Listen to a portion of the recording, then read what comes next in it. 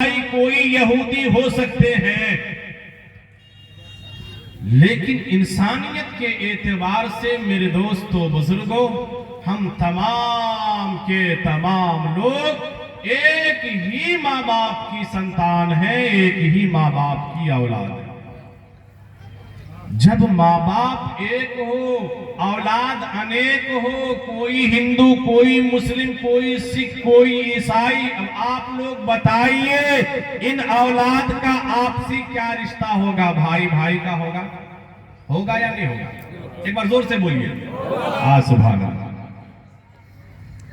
ओ मेरे हिंदू मुसलमान भाइयों, हम लोग धर्म के एतबार से अलग जरूर हैं, लेकिन इंसानियत और मानवता के एतबार से हमारा और आपका खूनी रिश्ता है, कोई दूरी रिश्ता नहीं है।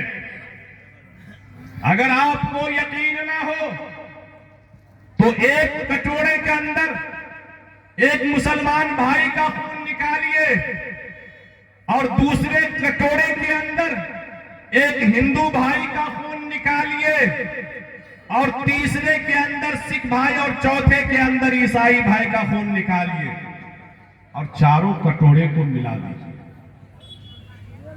उसके बाद ये चतुर्वेदी साहब आपसे पूछेगा कि जरा हमें बताइए कि इसमें मुसलमान के जिस्म से निकला हुआ खून कौन है और हिंदू भाई के बदन से निकला हुआ खून कौन है, सिख भाई के बदन से निकला हुआ खून कौन है, ईसाई भाई के बदन से निकला हुआ खून है, कौन सा खून है? आपका जवाब आएगा कि मौलाना साहब ये खून जो है धर्म नहीं बताता है, ये खून इंसानियत बताता है और हम सबकी इंसानियत एक है। हम एक कुंबे के लोग हैं, हम एक घर के अफराद हैं, हम एक घर के सदस्य हैं। धर्म के एतबार से हम हिंदू मुसलमान जरूर हो सकते हैं, लेकिन इंसानियत के एतबार से, मानवता के एतबार से हम तमाम के तमाम लोग एक माँ बाप की समान। मेरे दोस्तों बुजुर्गों, मैंने आपको ये भी बताया रात में मेरा भारत महान क्यों है। मेरा भारत महान था, महान है, महान रहेगा इंशाअल्लाह, और उसकी वजह तस्मिया भी बताए। मैं आपको बताऊं, सबसे पहला मनुष्य हजरत आदम अलैहिस्सलाम मुल्क हिंदुस्तान में तशरीफ लाते हैं और यहां से पूरी दुनिया में इंसानियत फैलती है। पता चला कि मोहब्बत जो पूरी दुनिया में तकसीम हुई मुल्क हिंदुस्तान से, इसीलिए मेरा भारत महान है। मेरे दोस्तों बुजुर्गों, आज भी पूरी दुनिया में मोहब्बत के एतबार से अगर किसी मुल्क की पहचान है तो हम फख्र से कहते हैं कि मेरा भारत महान है, इसलिए कि जो प्यार और जो मोहब्बत, जो उखुव्वत, जो भाईचारा हिंदुस्तान के रहने वाले, बसने वाले लोगों के अंदर पाई जाती है, जो मोहब्बत वो दुनिया के किसी और मुल्कों में नहीं पाई। इसीलिए मेरे दोस्तों बुजुर्गों, लेकिन आज बड़ा अफसोस और दुख होता है जब ये सुनने को मिलता है कि 4 नौजवान ने, अब्दुल रहमान नामी कोई नौजवान जा रहा था और मामूली बात पर उसका मोब लिंचिंग कर डालता है। जब अखलाक नाम का आदमी एक काली पन्नी के अंदर कोई सामान लेके जाता होता है तो हमारे कुछ भाइयों ने उसे इस समझ करके, ये जान करके मार डालते हैं कि ये मुसलमान है। मेरे दोस्तों बुजुर्गों, मैं आपको बताऊं कि हमारे समाज के लिए, हमारे समाज के अंदर कुछ लोग हैं जो अपनी कुर्सी को बचाने के लिए, जो अपनी राजनीति को चमकाने के लिए हमारे बीच आएंगे और हमें मंदिर मस्जिद के नाम पर, तो कभी हमें धर्म और जात के नाम पर लड़ाने की कोशिश करेंगे। मेरे दोस्तों बुजुर्गों, ऐसे लोगों को मुंहतोड़ जवाब देना है और ये कहना है कि चांद तारे गगन की जीनत है, फूल कांटे चमन की जीनत है, हिंदू मुस्लिम को मिलके रहने दो, ये दोनों हमारे वतन की जीनत। मेरे दोस्तों बुजुर्गों, महाराज कबीरदास जी ने ऐसे लोगों के बारे में जिसे सामने वाले भाइयों के अंदर तमाम तर बुराइयां ही नजर आती है, महाराज कबीरदास जी के दिल में यह ख्याल हुआ कि जरा हम दुनिया में देखते हैं कि बुरा इंसान कौन है। बुरे लोगों की तलाशी में निकलते हैं, पूरी दुनिया घूम लिए, कहीं उसको बुरा इंसान नजर नहीं आया। अपने आप में झांका तो तमाम बुराई उनको अपने आप में नजर आती है। सुनिए पहले इस दोहे को कि बुरा जो देखने में चला तो बुरा न मिली को,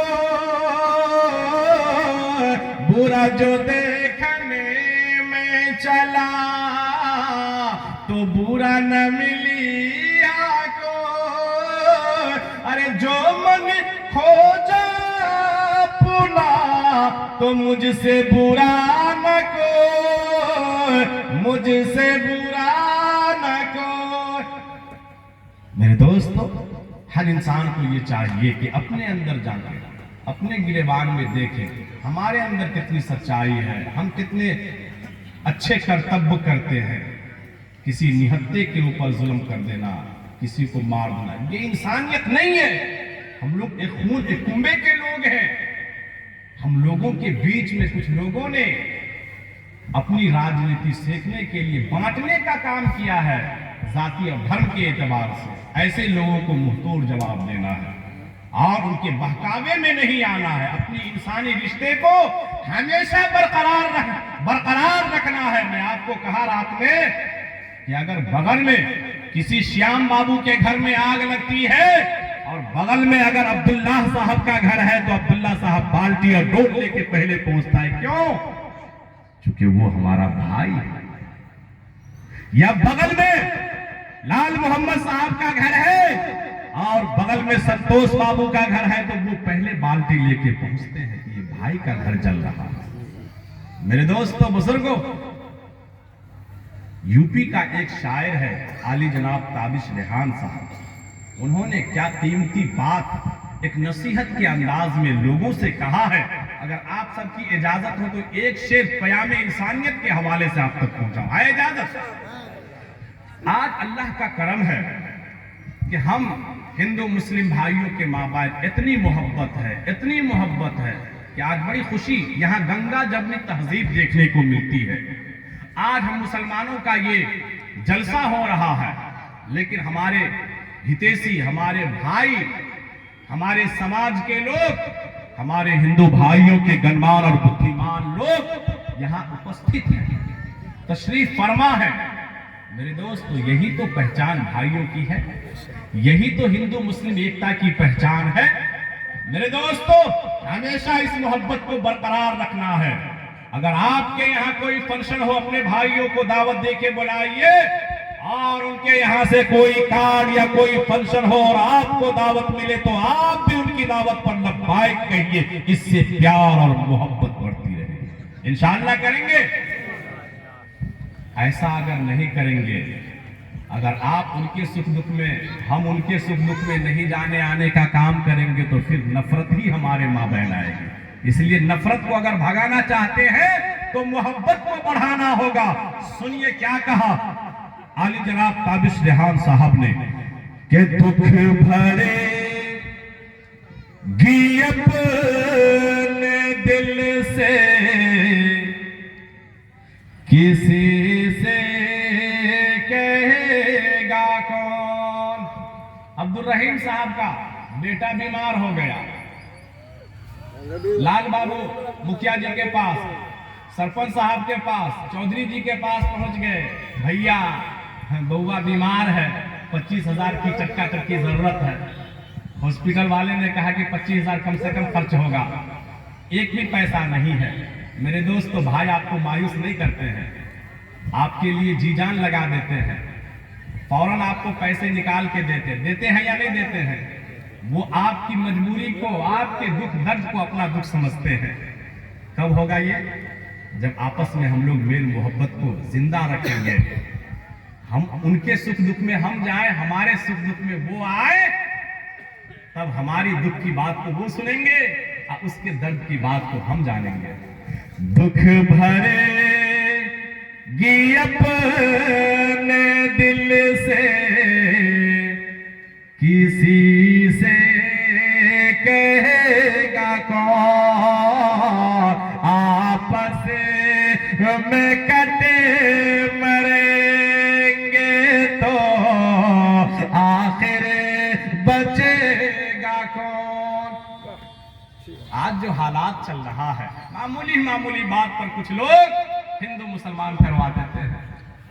होंगे न तुम तो लाएंगे भाई कहां से हमें, होंगे न तुम तो लाएंगे भाई कहां से हमें, होंगे न हम तो फिर तुम्हें भाई कहेगा कौन।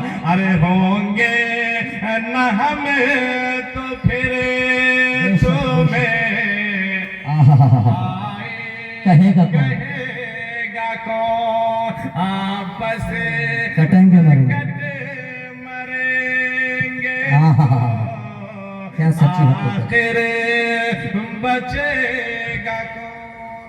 बेशक। इसलिए मेरे दोस्त बुजुर्गों, हालात की जरूरत है, वक्त की जरूरत है। हम जिस जगह रहें, जहां भी रहें, अपने भाइयों से रिश्ते को बरकरार रखें। कोई भी फौर हो, पैठार हो, मीटिंग हो, सिटिंग हो, इसमें जहां आप तमाम मुसलमान बैठे हैं, अपने भाइयों को भी शरीक कर लीजिए। इससे मोहब्बत आम। बहुत अच्छा पैगाम माशाअल्लाह। मेरे दोस्तों बुजुर्गों, सुनिए, महाराज कबीरदास जी ने एक और पैगाम दिया है दुनिया के लोगों को। वो क्या पैगाम है? जात और धर्म अपनी जगह, लेकिन सुनिए। कबीर खड़ा बाजार में, अरे मांगे सब की खैर।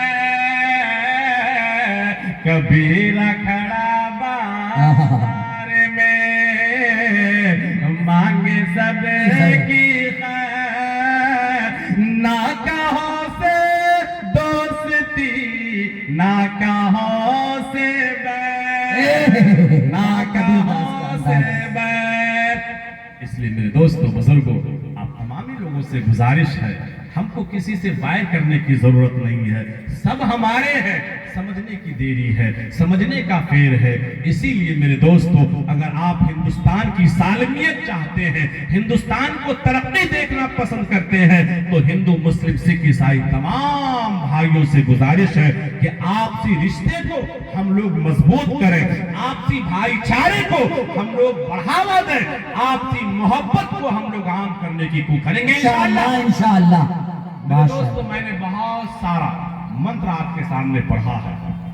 आइए एक मंत्र मैं आपके सामने पढ़ रहा हूं और खुलासा करना चाहता हूं। संबल ग्रह मुख्य से ब्रह्मणा से महात्मा नाता का प्रात्मास्ति युगे युगे महा। हमारे हिंदू भाइयों के यहाँ, मेरे दोस्तों, इस बात को पहले जान ले, मैंने आपको रात ही बताया कि पूरी दुनिया में एक ही धर्म है। पूरी दुनिया में एक ही धर्म है।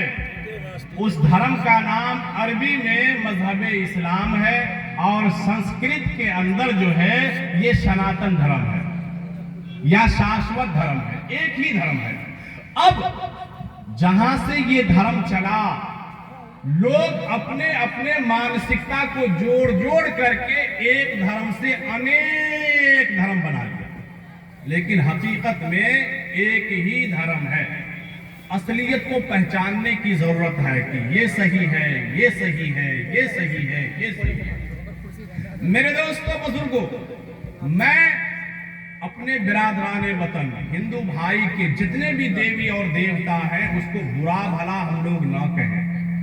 मुमकिन है कि वो देवता हमारे नबी में से हो। सुनिए महाराज, मैं आपके सामने में जो मंत्र पढ़ा हूं, हमारे हिंदू भाइयों के यहाँ एक देवता गुजरे हैं जिसको महादेव जी कहा गया है। ये और पार्वती जी लंका गए। वहां जाने के बाद पार्वती जी कह रही है, महादेव जी मुझे कोई अनोखी बात बताइए, कोई नया पैगाम सुनाइए, कोई अनहोनी बात, कोई अजनबी बात बताइए। उस वक्त महादेव जी ने कहा, संभल ग्राम मुख्य से ब्रह्माना शहे महात्मान रहे, नाता का परात्मास्ती युगे युगे महा। कहा, ओ पार्वती तुमने बहुत अहम सवाल की है, सुनो। आने वाले दौर में, आने वाले समय में दुनिया के ठीक बीचों बीच एक बालक जन्म लेने वाला है, एक बच्चा पैदा होने वाला है। जब वो बालक दुनिया में इस पृथ्वी पर तशरीफ ले आएगा, आ जाएगा, तो दुनिया का काया पलट जाएगा। क्या होगा? दुनिया का काया पलट जाएगा। अब पार्वती जी सोचने लगी कि भाई काया पलट का मतलब क्या है।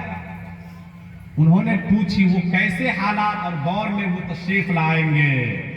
तो एक मंत्र उन्होंने और पढ़ा, यदो नारी मदो नारी दशा दशे दसो नारी नारियम परुस्तमतार्णम शिवा शक्तिवम तवारायम हरियो। अल्लाह क्या तारीफ है। कहा ऐसे वो हालात और दौर होंगे कि दुनिया में जुल्म आम हो चुका होगा। क्या पैगाम। लोग मुकम्मल जुएबाज बन जाएंगे और जुएबाजी की नशा ऐसी होगी कि लोग जुआ में अपनी तमाम जायदाद को हार जाएंगे, फिर भी बाज नहीं आएंगे। तो अपनी बेटी को दांव पर लगाएंगे, फिर भी बाज नहीं आएंगे, फिर भी नहीं रुकेंगे, तो बीवी को भी दांव पर लगा देंगे। अल्लाहुम्मा हफ़िज़ना। वो ऐसा जमाना होगा कि मामूली मामूली बात पर एक भाई दूसरे भाई को कत्ल कर डालेगा। वो ऐसा जमाना होगा कि अगर कोई खातून जिसका बेटा जवान है, शौहर का इंतकाल हो गया, शौहर मर गया, बेटा जवान है, शौहर की उम्र अगर 50 साल हो, बीवी की उम्र 45 साल हो, तो बेटा 20 साल का होता है ना। अगर शौहर का इंतकाल हो गया तो ऐसे दौर के अंदर, ऐसे समय के अंदर मेरे दोस्तों बुजुर्गों, समाज के लोग आएंगे और उसके जवान बेटे से मां की शादी कराएंगे। बेटा मां में शादी होगी, उसके बाद बाप के अर्थी को अंतिम संस्कार के लिए ले जाएंगे। अल्लाह क्या तारीखी। ऐसे दौर में वो बालक जन्म लेगा कि अगर बीवी जवान है, शौहर जवान है और शौहर का इंतकाल हो गया, अब समाज के लोग उसके शौहर को जलाने के लिए, अंतिम संस्कार के लिए जो जाएंगे, तो उसकी बीवी से कहेंगे तुम कितनी बड़ी मनहूस हो, तेरे शौहर तुझे जवानी की हालत में छोड़कर दुनिया से चले गए। अगर तुम अपने आप को खुशनसीबा बनना चाहती हो तो शौहर के चिता में आग लगने से, शौहर को जलने से पहले अपने आप को जलाकर खाक कर डालो। और समाज के लोग, गांव के लोग उस खातून को जबरदस्ती जला दिया। शौहर तो अपनी मौत मरे, बीवी का क्या कसूर था। वो ऐसा जमाना आएगा, ऐसा जमाना होगा कि जिस घर में बेटी जन्म लेगी तो लोगों का सर नीचे झुक जाएगा, और जब तक कि उसे जिंदा दरगोर नहीं कर देंगे अपने सर को नहीं उठाएंगे। पूछिए उलमाए किराम से, ऐसे दौर में अंतिम महर्षि जनाबे मुहम्मदुर रसूलुल्लाह सल्लल्लाहु अलैहि वसल्लम तशरीफ लाए या नहीं लाए? महादेव जी पैगाम दे रहे थे, ओ दुनिया के लोगों, जब वो बालक दुनिया में आएंगे तो सबसे पहला अधिकार मां बहनों को मिलेगा। यदो नारी मदो नारी दशा दशे दसो नारी। सबसे पहला अधिकार ईश्वर के पास से, अल्लाह के पास से जो लेकर आएंगे वो औरतों के लिए लेकर आएंगे। चुनांचे अल्लाह के महबूब जनाबे मुहम्मदुर रसूलुल्लाह अंतिम महर्षि सल्लल्लाहु अलैहि वसल्लम तशरीफ लाए, जिन मां से शौहर के गुजरने के बाद बेटे की शादी कर दिया जाता था। मेरे दोस्त, तो समाज के लोग शादियां कर देते थे। अल्लाह के महबूब पैगाम लेकर आए, ओ नौजवानों, अब तुम्हें मां से शादी करने की जरूरत नहीं है। बेशक ये ऐसी मां है, मां ऐसी दौलत है कि अल्लाह ताला ने उसके पैरों तले तुम्हारी मुकद्दर को छुपा रखा है। उसके कदमों तले तेरी जन्नत है। तेरा जी चाहे अपनी जन्नत को आबाद कर लो, तेरा जी चाहे तो अपनी जन्नत को बर्बाद कर। जिस वक्त मां के कदमों में अल्लाह ताला ने नौजवान बेटों के लिए